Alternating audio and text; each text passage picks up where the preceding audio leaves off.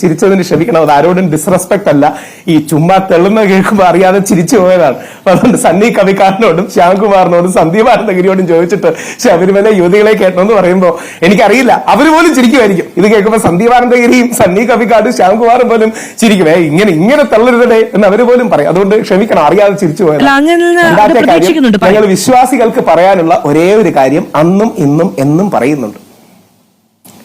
അല്ല, അത് പ്രതീക്ഷിക്കണ്ട. കാര്യം ഹൈന്ദവ വിശ്വാസത്തിന്റെ ഭാഗമായി നിൽക്കുന്നവരെ ഒന്നും പറയാതെ ഈ വിശ്വാസങ്ങളെ എല്ലാം ഏറ്റവും ഇകഴ്ത്തി കാണിക്കുന്ന, ഇതെല്ലാം തെറ്റാന്ന് പറയുന്നത് ഈ മതപണ്ഡിതരാണെന്ന് പറയാനുള്ള പശ്ചാത്തലത്തിന്റെ ഒഡാസിറ്റി ഉണ്ടല്ലോ. ആ ഒഡാസിറ്റി ഭയങ്കരമാണ്. ഞാനല്ലല്ലോ, അദ്ദേഹമല്ലേ പറഞ്ഞത്. ഭാഗമാക്കണമെന്ന് റെസ്പെക്റ്റും മറ്റൊന്ന്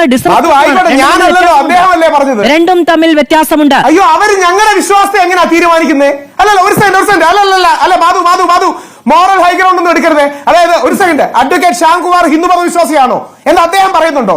സണ്ണി കവിക്കാട് ഹിന്ദു മതവിശ്വാസിയാണെന്ന് അദ്ദേഹം പറയുന്നുണ്ടോ? ശബരിമല വിശ്വാസിയാണെന്ന് സന്ദീപ് ആനന്ദഗിരി പറയുന്നുണ്ടോ? എനിക്ക് പറയാനുള്ള ഒരേ ഒരു കാര്യം, ഞങ്ങളുടെ എല്ലാം നെഞ്ച് ചവിട്ടി മാത്രമേ ശബരിമല യുവതികൾ കയറൂ.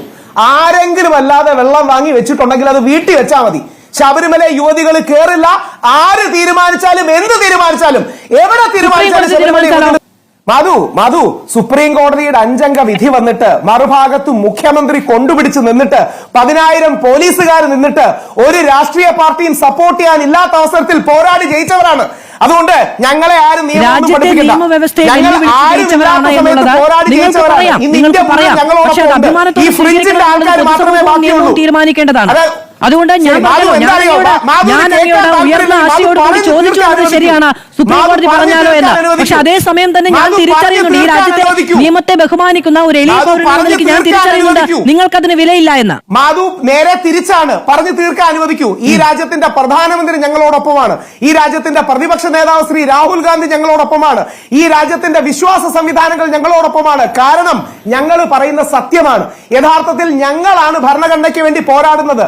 എതിർപക്ഷം തീവ്ര ഫെമിനിസത്തിന് വേണ്ടിയാണ് പോരാടുന്നത്. മാധു ദയവായി കേൾക്കൂ, ശബരിമല യുവതികൾ കേറില്ല, അങ്ങനെ ഒരു വെള്ളം ആരും വാങ്ങി വെക്കണ്ട. അതിന്റെ കാരണം ഞങ്ങൾ ആർട്ടിക്കിൾ 25 എന്ന ബാബാ സാഹേബ് അംബേദ്കർ എഴുതിയ ഭരണഘടനയുടെ അടിസ്ഥാന ഫണ്ടമെന്റൽ റൈറ്റിനെ സംരക്ഷിക്കാൻ വേണ്ടി പോരാടുന്നവരാണ്. ആ പോരാട്ടത്തിന്റെ അടിസ്ഥാനം എന്ന് പറയുന്നത് ശബരിമലയിൽ എല്ലാ വർഷവും ലക്ഷക്കണക്കിന് സ്ത്രീകളാണ് വരുന്നത്.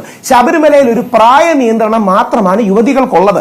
ഞങ്ങളുടെ എതിർപക്ഷത്ത് നിൽക്കുന്ന തീവ്ര ഫെമിനാസികൾ ഇത് മിസ്റെപ്രസെന്റ് ചെയ്ത് ശബരിമലയിൽ സ്ത്രീ വിവേചനമുണ്ടെന്ന് വ്യാജമായി ചിത്രീകരിക്കുന്നവരാണ്.